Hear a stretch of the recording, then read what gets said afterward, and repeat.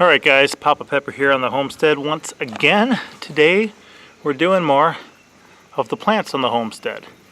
Now some of you guys may recognize this, some of you may not.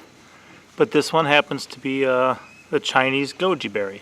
So a type of wolfberry, you guys will often see them in health food stores, other places. They look like almost red Tic Tacs. They're little dehydrated kind of raisin style goji berries usually you can pick up at a health food store. And you know, for a bag full you're usually paying $8 to $10, something like that. This one we actually started last year from seed, and you can see it's growing there down in the pot, and then it has this one growing out, and then this one too, which actually goes on and spreads quite a bit. And recently I was at a friend's house who had a couple very large ones that he had for a few years. And neat thing about these guys, they're originally from China, and not all that long ago, well, some months back, I once did a post about why now is one of the best times to be a gardener, because you really have exposure to all these different plants around the world that really, like 100, 200 years ago, would have been very difficult for you to even be able to find, much less just search on the internet, push a click of a button, that type of thing.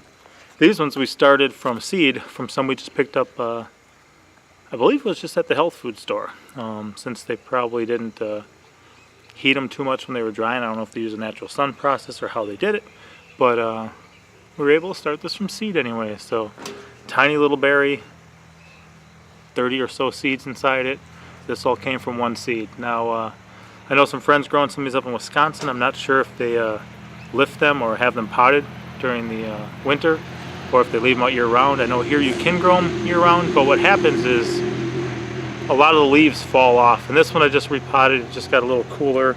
Just used a bunch of rabbit manure and stuff like that, so it's actually leafing back in. But then I met a guy recently who also had the Korean Goji berry. So here you can see it's actually got a couple of green fruit on there too. And a little broader leaf, very similar plant.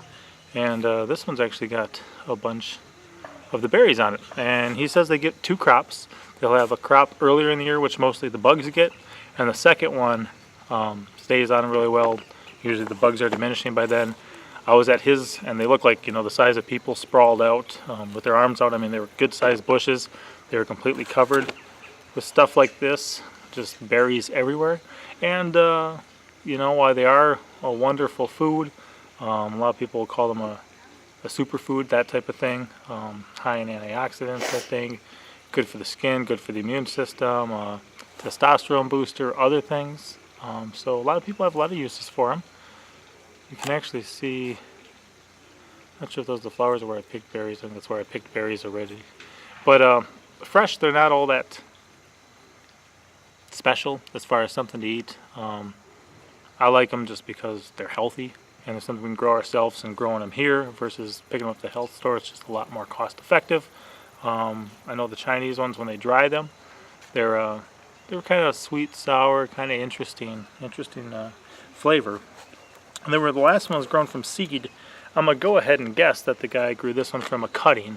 I know you can do it, but it is cut here, and it's cut here, and it goes into the dirt.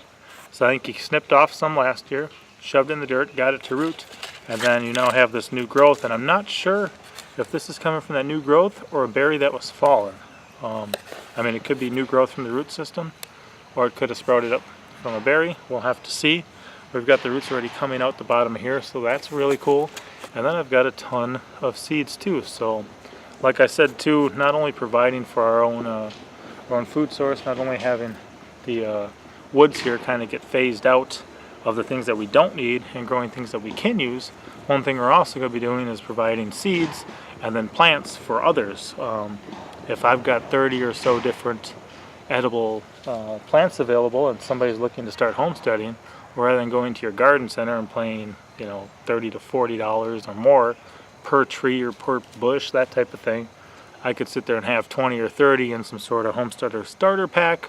They could pick up for maybe just a couple hundred, get a lot cheaper, get a greater variety, and be really set up to go. So it's one thing we're looking forward to. And I mean, even with the kids, I can teach them this. They don't got to learn when they're 30 something. They can be doing it now, and we can potentially have a source of income that we earn together as a family from the home.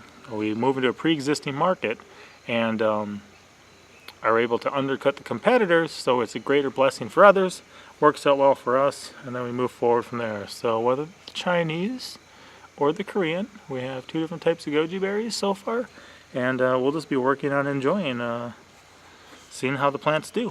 We'll keep you posted. Pop out.